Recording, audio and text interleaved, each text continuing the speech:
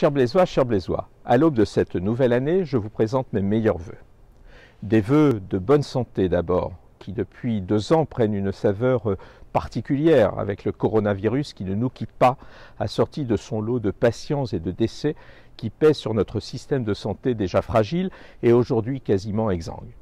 Ce virus écrase aussi largement nos vies quotidiennes, notre morale et parfois notre santé mentale, nos conditions de travail et nos relations à l'autre.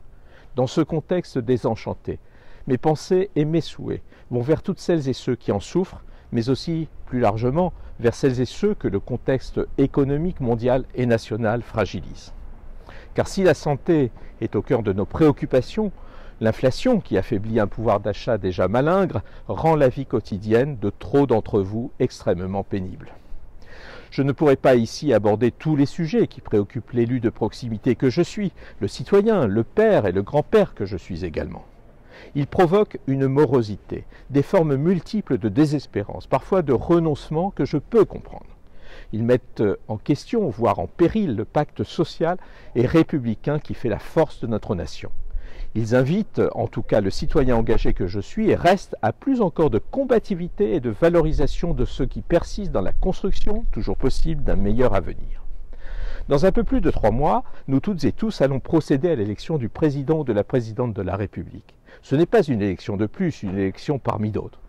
Même si la surprésidentialisation de notre Constitution ne correspond pas à mon orientation, je garde une nette préférence pour le régime parlementaire, l'élection qui s'annonce est et sera déterminante. Elle le sera pour les 5 ans qui viennent, bien sûr, pour répondre à nos enjeux quotidiens en matière de santé, de pouvoir d'achat, d'éducation, d'emploi, mais aussi vis-à-vis des perspectives de moyen et long terme relatives au changement climatique et leurs menaces sur nos existences, comme celles qui pèsent sur notre capacité à vivre ensemble dans un monde fracturé, une Europe fragilisée et une France divisée par de sombres déclinistes. Je peux comprendre pour certains votre désolation, votre perte de confiance. Comme vous, je peux les partager parfois. Mais ce que nous faisons localement, je veux croire qu'il est possible de le faire aussi au niveau national. Ce n'est évidemment pas le lieu ici, dans ce message, de faire campagne. Vous connaissez d'ailleurs mes choix, mais de façon solennelle, j'appelle toutes mes concitoyennes et tous mes concitoyens à user de ce droit de vote si durement acquis dans l'histoire. Toutes les participations électorales ont leur importance dans nos vies de tous les jours. Malgré ce contexte sombre et depuis les dernières élections municipales, mon équipe et moi sommes au travail. Nous déployons le contenu de notre programme de 2020 en ayant à cœur de faire, comme dans les 2 mandats précédents, ce à quoi nous nous sommes engagés.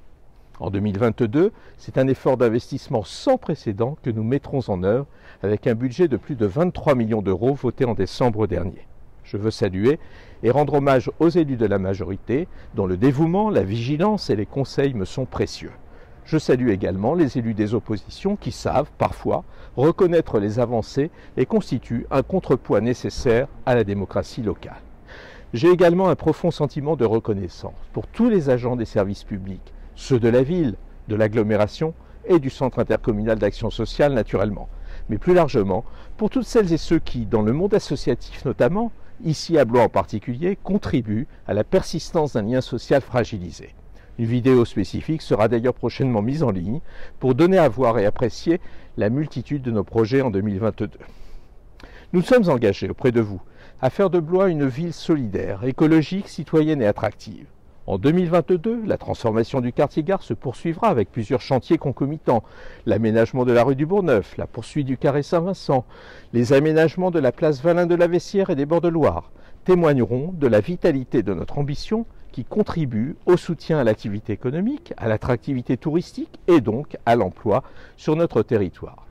La livraison du groupe scolaire Mandela, la réhabilitation des gymnases, l'accélération de la végétalisation de notre ville et les réhabilitations thermiques et énergétiques de nos bâtiments, ainsi que nos projets en matière de restauration collective de qualité et sous égide directe du service public y contribueront largement, tout en augmentant la qualité de service due à la population. Bien entendu, je n'oublie pas le sport et la culture, symbole de notre ambition dans un esprit de solidarité, de fraternité, de justice. Je me trouve d'ailleurs à la Fondation du Doute, qui rouvrira au printemps avec un nouveau projet. Vous le voyez, c'est avec une énergie et une ambition intacte que je m'adresse à vous en cette nouvelle année. Serais-je en mesure de les partager avec vous et de vous convaincre que le ressort de jours meilleurs réside en chacune et chacun de nous? Je ne sais, mais j'ose y croire, car les chemins de l'espoir sont ceux où toutes les femmes et tous les hommes de bonne volonté se rejoignent.